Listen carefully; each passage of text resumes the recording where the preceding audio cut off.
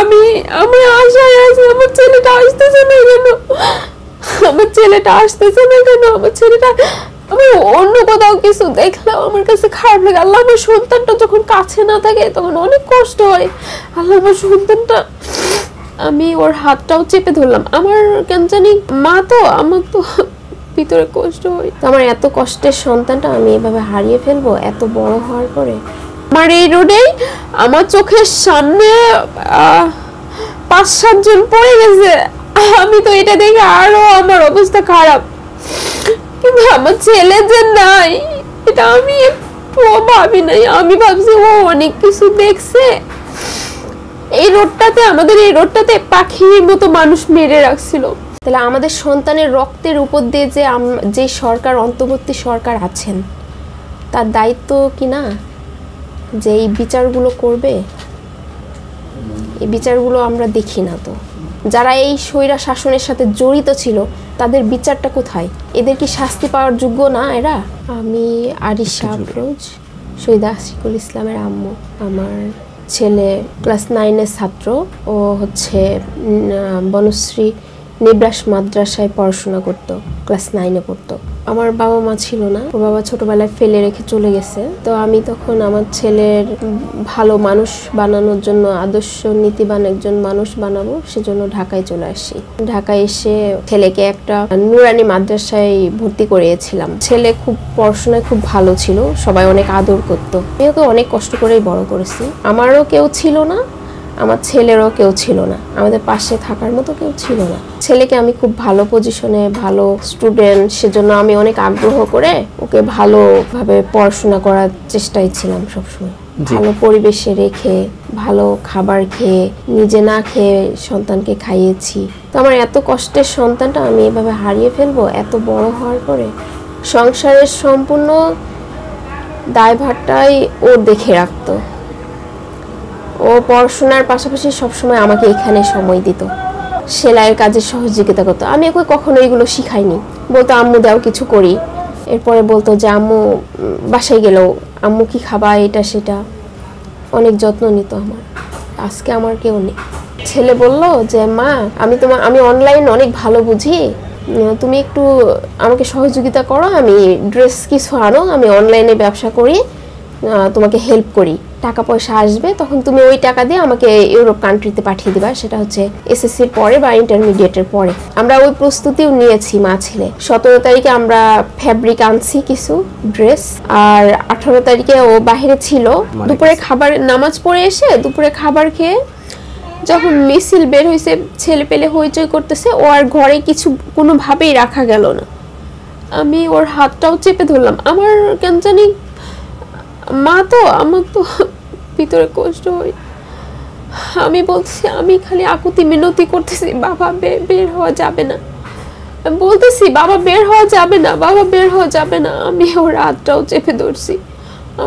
আমাকে অনেক সুন্দর করে বলছে মা একটু দেখে আসি, মা একটু দেখে আসি। মানে ও যে বের হবে, ওর অস্থির হয়ে গেছে।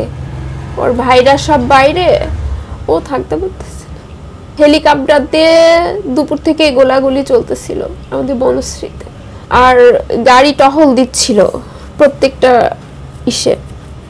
ব্লকগুলোতে। হ্যাঁ, তো ছেলেকে আর কোনোভাবে আটকাতে পারলাম না। ছেলের এটাই শেষ কথা ছিল যে মা দুপুরে খাবার খেয়ে নেমে গেছে, বলছে মা আমি একটু দেখে আসি, মা একটু দেখার কথা বলে ছেলে আর আসে নাই। যখন আপনি শুনতে পেরেন আসলে তখন আপনার পরিস্থিতিগুলো যদি আপনার, আমি সাথে সাথে সেন্সলেস হয়ে যাই। আর আমি ছেলেটাকে খুঁজতেছি, আমার ছেলে কিন্তু কোথাও বের হয় না। আমার ছেলের কোনো বন্ধু বান্ধব নেই বনশ্রীতে, ও নেই এই কারণে কোনো আড্ডা ছিল না। ও স্কুল আর মা, ওর লাইফে এই দুটো জিনিস ছিল। স্কুলে যাবে, পড়াশোনা করবে, আর মাকে দেখে রাখবে। এমন সন্তান হয় না।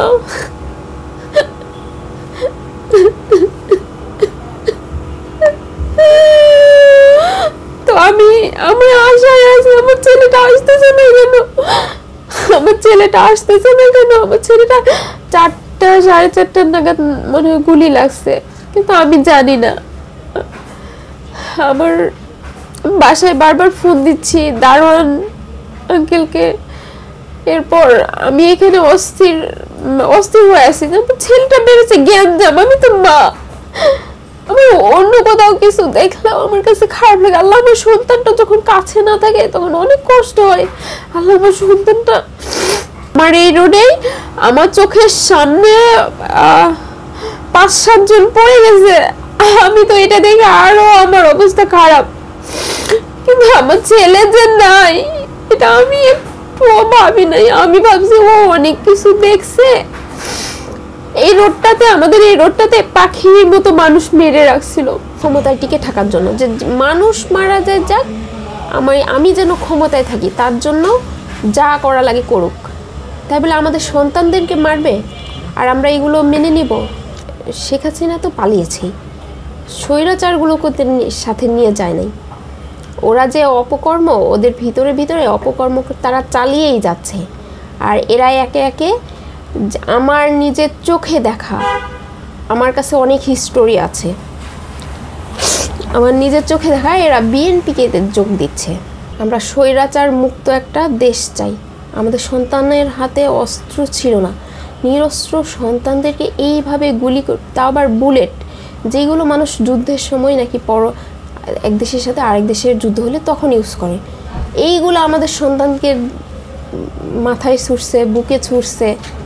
তো এগুলো আমরা বিচার চাই। সেই বিচারগুলো কেন হচ্ছে না? এদের কি শাস্তি পাওয়ার যোগ্য না? এরা যারা এই স্বৈরা শাসনের সাথে জড়িত ছিল, তাদের বিচারটা কোথায়? তাহলে আমাদের সন্তানের রক্তের উপর দিয়ে যে সরকার, অন্তর্বর্তী সরকার আছেন, তার দায়িত্ব কি না যে এই বিচারগুলো করবে? এই বিচারগুলো আমরা দেখি না তো।